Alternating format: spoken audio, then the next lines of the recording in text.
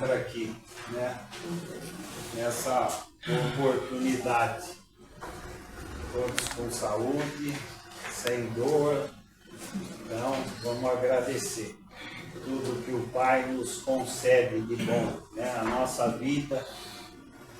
Então, sempre buscando a alegria por toda essa gratidão que o Pai nos fornece, né? Em tudo que a gente descobre no nosso dia a dia. Estar aqui nessa casa de Jesus, que Ele tanto nos fortalece e nos dá forças para vencermos todas as dificuldades que a vida nos apresenta, né? Que a gente vá, então, buscando essa força dele. Então, hoje a gente vem falar dessa, eu não vim destruir a lei, né? Que essas duas leis, a lei de Deus, que é a lei natural, a lei divina, e a lei dos homens, que é o farol que guia a nossa evolução na humanidade, que nos ajudam a caminhar na direção da nossa evolução. Então, é procurar falar um pouco dessas duas leis. E daí a gente vai falar, começando a falar de um encontro que houve há 2000 anos,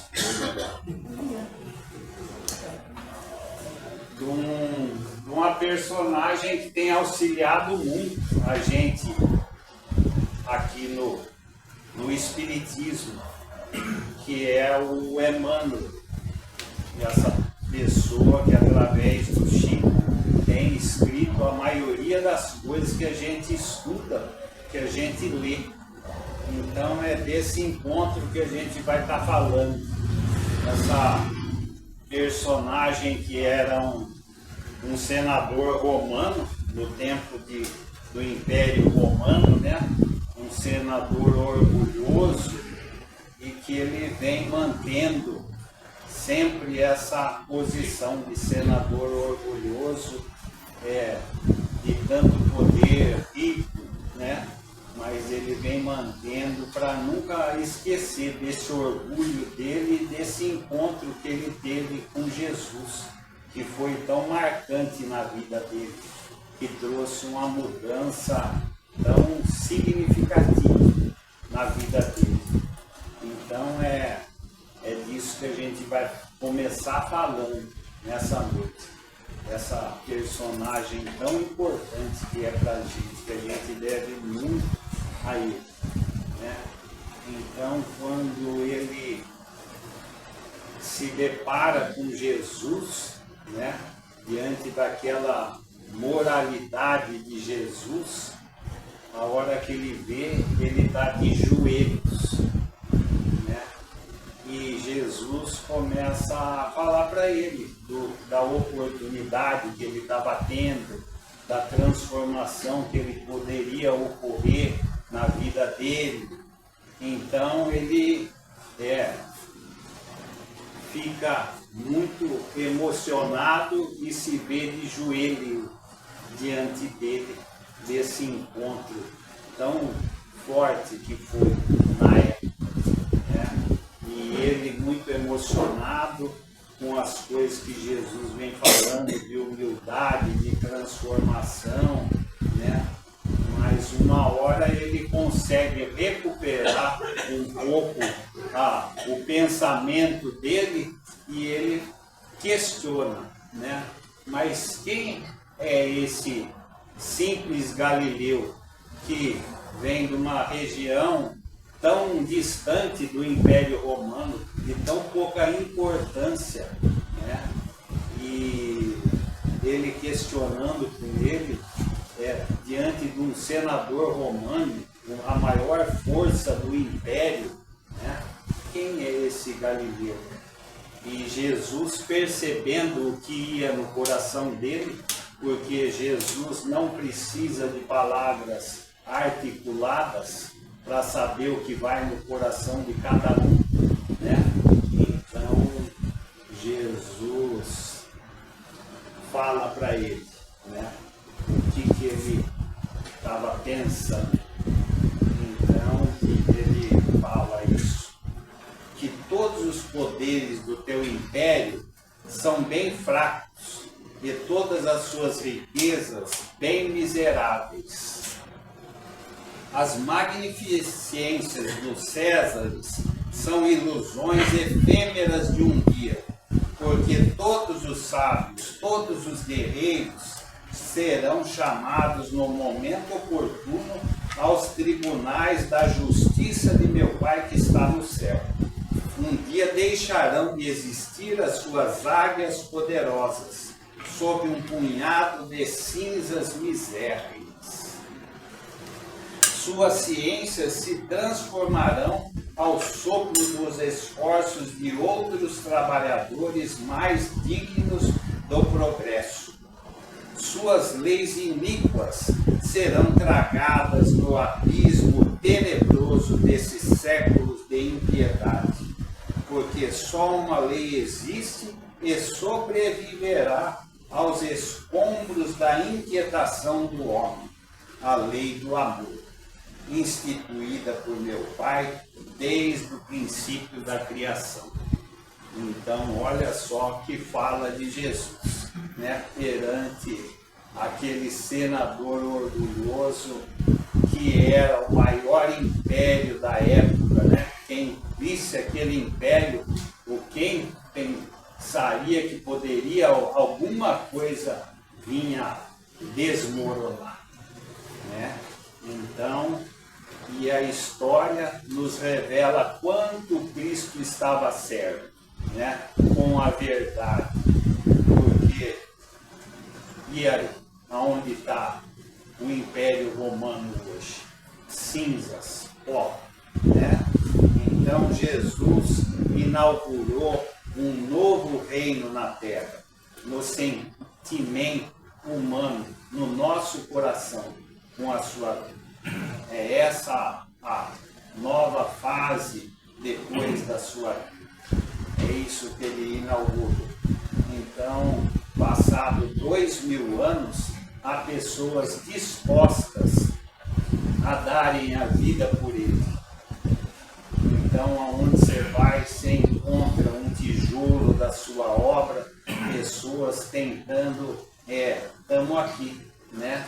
Tentando construir esse império em nossos corações, essa força divina, esse exemplo que ele nos trouxe. Então, o que fica, na verdade, são essas edificações no coração humano. E é isso que a gente está aqui buscando construir através dos ensinamentos de Jesus. Então, que a gente esteja se esforçando sempre nesse sentido, né? De estar buscando a sua verdade, o seu amor, os seus exemplos, para que isso vá cada vez mais solidificando em nossos corações. Então, daí, a gente parte para a pergunta 788 do Livro dos Espíritos, né? Os povos são individualidades coletivas que, como os indivíduos, passam pela infância, pela idade da madureza e pela decrepitude. Essa verdade que a história comprova não será de molde a fazer supor que os povos mais adiantados desse século terão seu declínio e sua extinção, como os da antiguidade, como os de Roma, por exemplo, né? Tá? Kardec faz essa pergunta para os espíritos.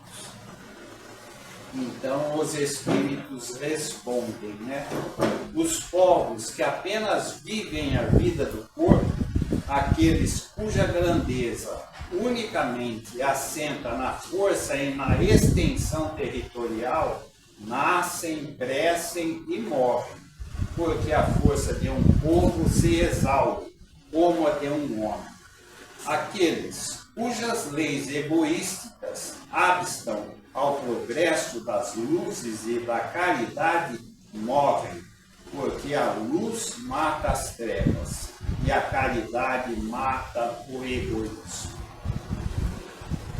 Mas para os povos, como para os indivíduos, a vida da alma, aqueles cujas leis se harmonizam com as leis eternas do Criador, viverão e servirão de farol a outros povos. Então é isso que a gente precisa ter, essa lucidez. Aqueles que tiverem no sentimento do egoísmo, do orgulho, vão desmoronar, cedo ou mais tarde. Mas aqueles que estão na base do sentimento que Jesus nos trouxe, nos ensina e nos pede para que a gente pratique, estarão sobre uma base sólida, como Jesus nos fala, construir sobre a rocha. É isso que a gente tem que estar atento aos nossos sentimentos, para que a gente esteja buscando a construir a nossa felicidade sobre esses sentimentos, sobre essa rocha, para que a gente não venha a desmoronar pelo egoísmo e pelo orgulho. Então, a garantia, a solidez de uma nação, um templo religioso, uma família, sejam a norma de conduta. E a história mostra que o Cristo sempre esteve e estará com a razão. Meditar nessas duas forças que regem o progresso humano, leis humanas e leis do Criador. Está na natureza da criação, como na natureza humana, e em todo o universo. Essa condição natural é de ser bom. O mal é da natureza, não é da natureza humana. Então a gente tem que ver que a natureza humana é ser bom. E o mal é passageiro, está por pouco tempo na nossa vida. Então a gente tem que estar lutando com essas nossas imperfeições. É isso que a gente precisa. Então, daí, no Fonte Viva do Emmanuel, né, 127, ele vem falar da humanidade real. Então, Pilatos, quando leva Jesus com a coroa de espinho e o cedro na mão, né, uma cana como cedro, ele apresenta para o povo que estava lá: eis o homem. E mal sabia ele que ele estava apresentando para a humanidade realmente quem era Jesus. Eis o homem. Então, diz simplesmente eis o homem. Aparentemente vencido, o Mestre surgia em plena grandeza espiritual, revelando o mais alto padrão de dignidade humana. Rememorando, pois, semelhante passagem, recordemos que somente nas linhas morais do Cristo é que atingiremos a humanidade real.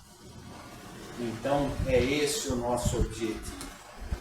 Atingir o que o Cristo nos trouxe, o seu exemplo, né? Então, eis o homem. Isso é a humanidade. Essa é a imagem do Criador, da perfeição que Jesus veio demonstrar para a gente. Então, tempo de eternidade, de expiação e prova, tudo que vier. O mal é transitório.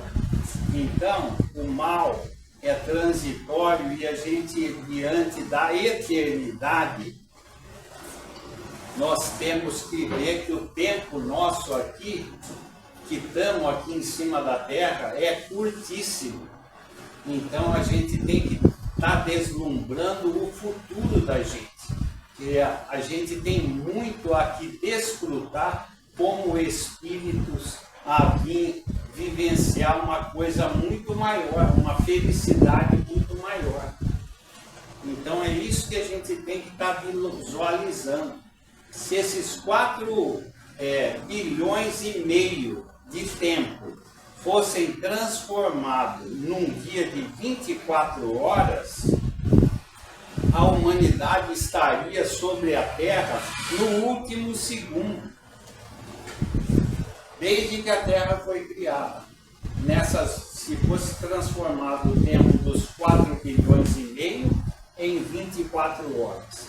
Então a gente estaria no último segundo em cima da Terra, para ver como o tempo nosso aqui é curto. 23 horas, 59 minutos e 59 segundos.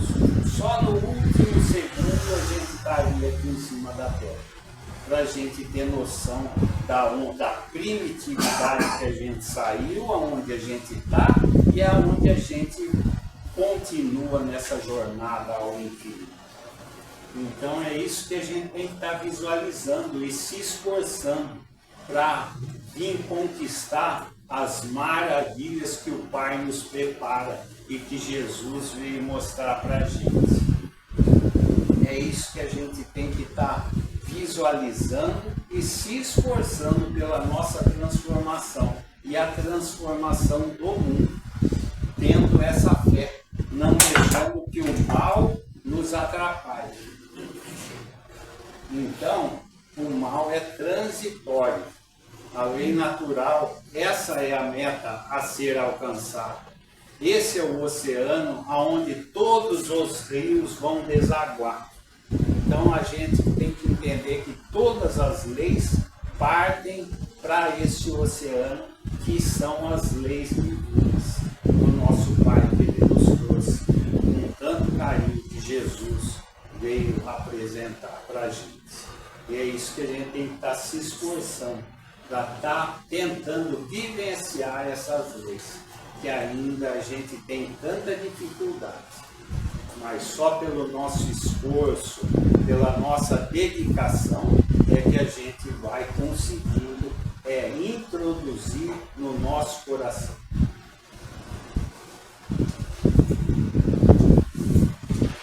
Então, poderia a pergunta 794, poderia a sociedade reger-se unicamente pelas leis naturais, sem o concurso das leis humanas?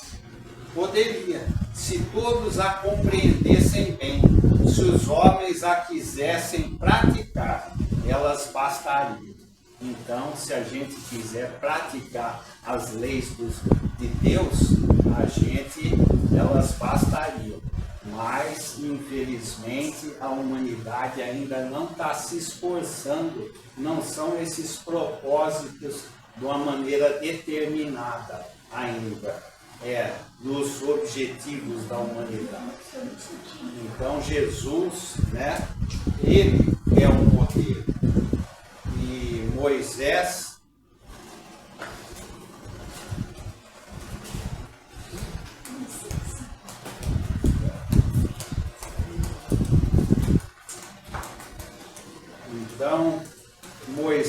trouxe as leis divinas na sua época, trouxe os 10 mandamentos, mas também trouxe as leis severas para manter aquele povo daquela época. Olho por olho, dente por dente.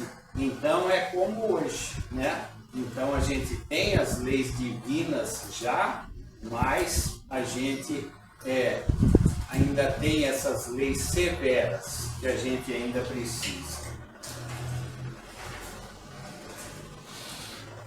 Então, qual é a causa da instabilidade das leis humanas? Quanto mais se aproximam da justiça verdadeira, tanto menos instáveis são as leis humanas. Isto é, tanto mais estáveis se vão tornando, conforme vão sendo feitas para todos e se identificam com a lei natural. Então, quanto mais a gente estiver se aproximando, as leis vão se caminhando para a lei natural, para as leis de Deus. A lei natural é imutável e a mesma para todos. A lei humana é variável e progressiva. ela vai se modificando conforme o progresso da humanidade. Então, tempos atrás, leis da diminuição da mulher. Então, quanta lei da diminuição da mulher antiga desprezava a mulher, quanta lei errada da humanidade. E isso, com a evolução, vai mudando, vai melhorando. É isso que a Constituição vai se aprimorando. Então, como se justifica uma guerra hoje, nos tempos atuais, né? E aí, a gente está vendo aí a situação do mundo, os conflitos, e aí, como se justifica isso hoje? Então, todas essas tecnologias que são feitas nos hospitais, e aí tanto evoluiu na parte da medicina hoje, mas quanta tecnologia ainda hoje é usada para as guerras. Então é um contrassenso. Veja que situação que a gente vive. Tudo por falta do quê? Do povo não estar querendo vivenciar as leis que Jesus veio mostrar para a gente. Então é essa a responsabilidade nossa, para que a gente vá acordando e tentando se modificar e auxiliar o mundo na sua transformação. Então, em nós hoje ainda há muito preconceito, machismo. A gente tem essas dificuldades internas. Então, cabe a gente reconhecê-las. Chegou a nossa querida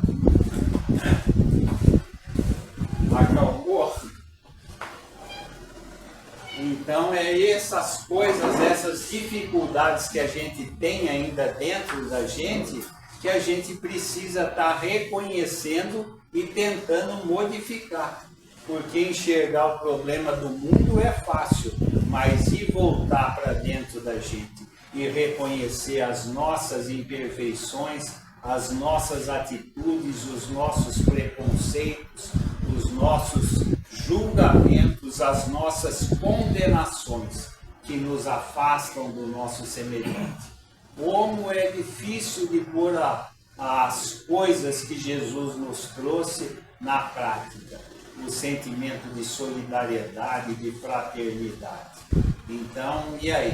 Como que a gente está contribuindo para essa renovação do mundo? Eu acho que é essa a grande responsabilidade, como as leis têm de ir se modificando para a sociedade viver melhor. A gente tem a obrigação de estar olhando para dentro de si e se esforçando com os nossos sentimentos e atitudes em relação aos nossos semelhantes, principalmente dentro dos nossos lares, né? Ainda como há tanta guerra entre os lares, tanta discórdia, tanta desunião. E aí, se a gente não é responsável por essa primeira célula que forma a sociedade, aí está a responsabilidade da gente de estar tentando se modificar e passar para a vida prática, para que a gente tenha um ambiente mais harmonioso com a primeira responsabilidade, que é a nossa família. Se a gente não conseguir vivenciar isso entre a nossa família com os nossos próximos, como que essa sociedade vai estar vivenciando essas leis? Então, eu acho que essa é a grande responsabilidade que a gente tem. Então, leis que temos e as que teremos. Então, melhor compreender para que a gente venha incorporar essas leis da gente. Então, só um povo que tiver essas leis por base sobreviverá. Com amor, perdão, solidariedade, felicidade, justiça social. Mas então não basta só ter ela no intelecto, porque muitos os que fazem as leis estão aí, cheia de conhecimento. E como é que está o estado do pessoal que fazem a lei? Que situação que estão eles? Então é complicadíssimo. A gente tem que compreender e tentar vivenciar no sentimento no nosso coração. Então, daí Jesus veio e falou: eu não vim destruir a lei, eu vim vivenciar a lei. Então, ele é o referencial da verdadeira lei como exemplo, né, a ser vivido. Então, o termo que ele usa é plerosai, que é em grego, que quer dizer completar, porque Moisés trouxe uma parte e outros profetas trouxeram uma parte das leis divinas, mas Jesus veio completar, como um copo d'água que está com pouca água, e ele veio completar, porque até então nunca alguém havia vivenciado as leis como Jesus veio e vivenciou. Então ele é o nosso norte, é o nosso referencial. Daí para frente a humanidade não pode mais alegar ignorância, porque seu evangelho veio e está aqui na prática. E a gente está aqui pelos estudos tentando compreender, se esforçando para passar para dentro do nosso coração. Então ele é o exemplo. Por isso que ele veio e falou: eu não vou destruir a lei, vou completá-la, as coisas que os outros já haviam trazido. Então ninguém havia vivendo isso antes. Então isso é a boa nova. Esse é o evangelho que Jesus veio trazer. E daí, quando perguntavam para o Chico, mas e aí, Chico, qual que é a novidade? Né? O que tem acontecido aí? O Chico falava: a novidade é a boa nova, é o evangelho. Quando a gente conseguir vivenciar tudo que está no evangelho, daí não é mais novidade, mas sempre que a gente não tiver ainda conseguindo vivenciar tudo que ele nos trouxe, que está no evangelho, vai ser a boa nova. A novidade é essa, é o evangelho. Então a gente tem que estar buscando vivenciar essa verdade que Jesus nos trouxe. Essa é a responsabilidade. Então, aonde estão as leis de Deus? As leis naturais estão na consciência de cada um. Se a gente quiser aonde pôr em prática, elas estão na nossa consciência. Está lá no livro dos Espíritos, aonde Deus pôs as suas leis, na consciência de cada um. Mas e aí, a gente tem esse objetivo de estar tentando vivenciá-las? Então, qual é o objetivo da nossa vida?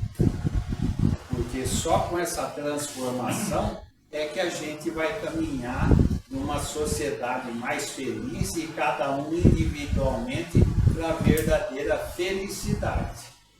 Só vivenciando essas leis na integralidade. E é isso que Jesus aguarda da gente. Né?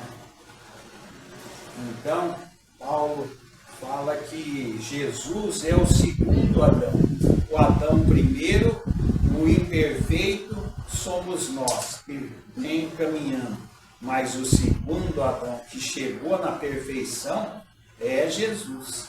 Ele é o verdadeiro exemplo que chegou na pureza. Então, ele é o referencial, é o norte para a humanidade. E a gente tem que se esforçar. Daí vai da responsabilidade de cada um, na velocidade que vai imprimir nessa caminhar, nessa evolução, tendo isso como objetivo ou não. Né?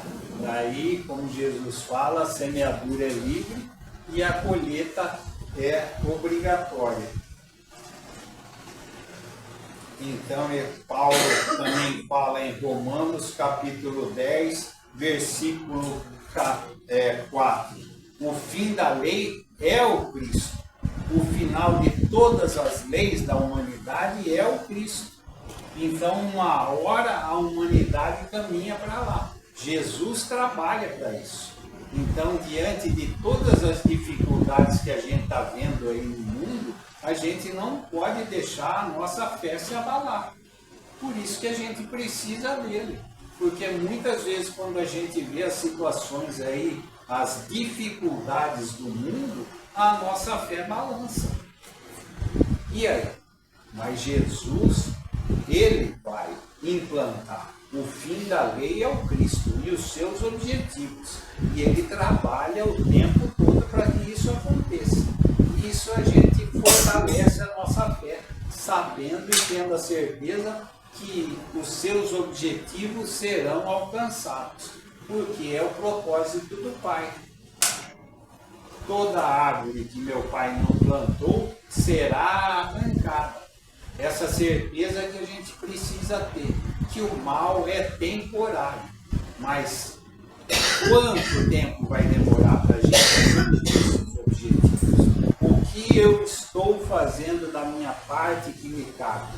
Qual é a minha responsabilidade diante desse processo evolutivo que a Terra objetiva, que Jesus trabalha? Como estamos colaborando?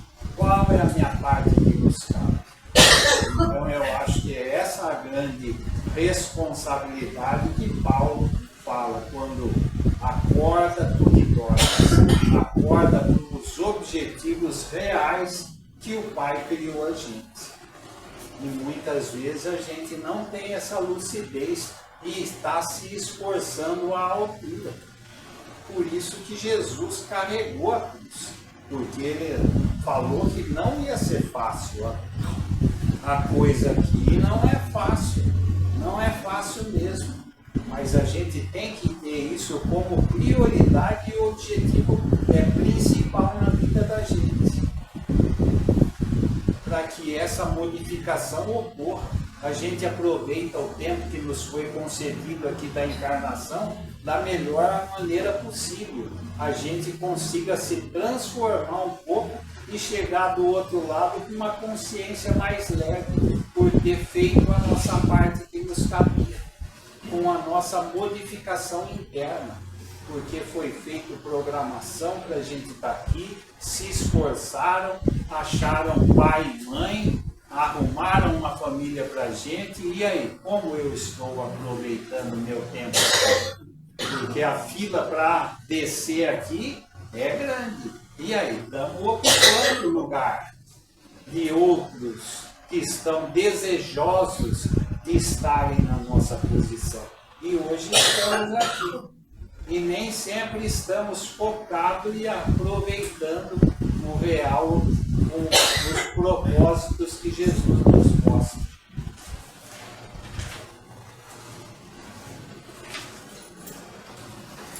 No estado atual da sociedade, a severidade das leis, a pergunta 796. No estado atual da sociedade, a severidade das leis penais não constitui uma necessidade? Uma sociedade depravada certamente precisa de leis severas. Infelizmente, essas leis mais se destinam a punir o mal depois de feito do que lhe secar a fonte. Só a educação poderá reformar os homens, que então não precisarão mais de leis tão rigorosas.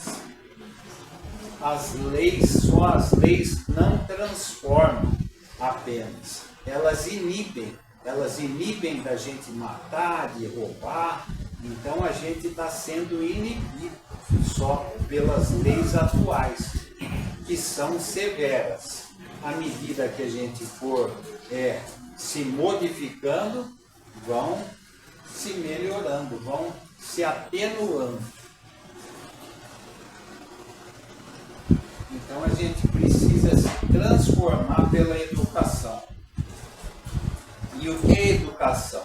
só a intelectualização, então muitos dos que fazem essas leis com essa intelectualidade, a gente está vendo aí no Brasil o problema de quem faz as leis lá de cima, a situação que está. Por quê? Porque só está pela parte intelectual. E a parte da educação envolve o nosso coração. É isso, sentimentos. E com essa intelectualização, a gente está propenso a cair nas valas do crime, da guerra, e para cair em expiações dolorosíssimas, que esses são os verdadeiros coitados, que estão lá em cima, mal têm consciência deles, do buraco que eles estão cavando para eles, para o futuro deles. Expiações complicadíssimas. E graças a Deus o Espiritismo alerta a gente para esses males, aonde Jesus nos avisa que a semeadura é livre, mas a colheita é obrigatória. Então a gente precisa estar muito atento para as nossas atitudes, porque já colhemos muitos espinhos do nosso passado, que pusemos a semente errada no chão. Mas hoje estamos tendo a oportunidade de plantar. E o que a gente está plantando hoje? Que a gente venha colher no nosso curso. Depende da gente, única e exclusivamente da gente. Então, essa iluminação do coração. Emmanuel, no Correio Fraterno 43, ele fala: educação é a luz que circula vitoriosa do sentimento ao raciocínio, sustentando o equilíbrio entre o cérebro e o coração. Então, essa luz vitoriosa que circula do sentimento do cérebro para o coração. Então tem que estar em harmonia o nosso cérebro com o nosso coração, com os nossos interesses, de sentimentos mais elevados, para que a gente venha se harmonizar com as leis do Cristo e com aqueles que trabalham para que elas se instalem na Terra. E não está ligado só pelo egoísmo, pelo orgulho e praticando aí coisas não muito elevadas. Daí a gente entra em sintonia com uma outra faixa vibratória que não nos auxilia muito, pelo contrário, nos dá abertura para aqueles que querem nos prejudicar. Então, tudo depende de como a gente age. Então, essa horizontalidade e essa verticalidade que está na cruz de Jesus, essa horizontalidade é o conhecimento e a verticalidade é o sentimento. A horizontalidade é essa caravela que nos conduz para o conhecimento. E só que o sentimento é o leme. Se essa caravela não estiver com o leme, com o sentimento adequado, ela pode ser que ela se direcione ao rochedo pelos conhecimentos e essa intelectualidade. Então é preciso que a gente esteja ligado ao nosso sentimento, para que a gente analise as nossas atitudes, para que a gente não venha sofrer as consequências de atitudes equivocadas. É essa a grande responsabilidade que o Espiritismo nos acorda, nos alerta, para que a gente não tome rumos errados na nossa vida. Na questão 797, como poderá o homem ser levado a reformar as suas leis? Isso ocorre naturalmente pela força mesmo das coisas e da influência das pessoas que o guiam na senda do progresso. Muitas já ele reformou, e muitas outras reformará. Então é essa a parte que nos cabe, ser cristão comprometidos com o futuro nosso. Então, e essas pessoas que foram o exemplo para a gente, que são pessoas vivas, que fizeram tanto bem aí na humanidade. Um Gandhi que libertou a Índia, isso é um exemplo de quem vivenciou e uma referência para que a gente veja essas pessoas como exemplo, e a gente está buscando se aprimorar como elas puseram em prática. Como um Gandhi, uma Madre Teresa de Calcutá, um Nelson Mandela que libertou a África do Sul, tudo sob o domínio dos ingleses. E qual foi a força deles? A força da quietude, da paz, não a força da violência. Porque a força da violência, como Jesus nos disse para Emmanuel, essas forças são bem fracas, as forças das armas, do poder. Então é isso que a gente tem que ver, o que a gente está pondo nas nossas lutas, como a gente está lutando com o nosso semelhante, com amor ou com essas duelos verbais, mesmo entre os familiares, em todas as situações aí. A gente está sendo pacífico ou não? Então a gente precisa estar vivenciando isso, e como é duro vivenciar isso. Ser pacífico e pacificador hoje em dia, num mundo ainda tão hostil como é. Mas essas pessoas foram exemplo para a humanidade.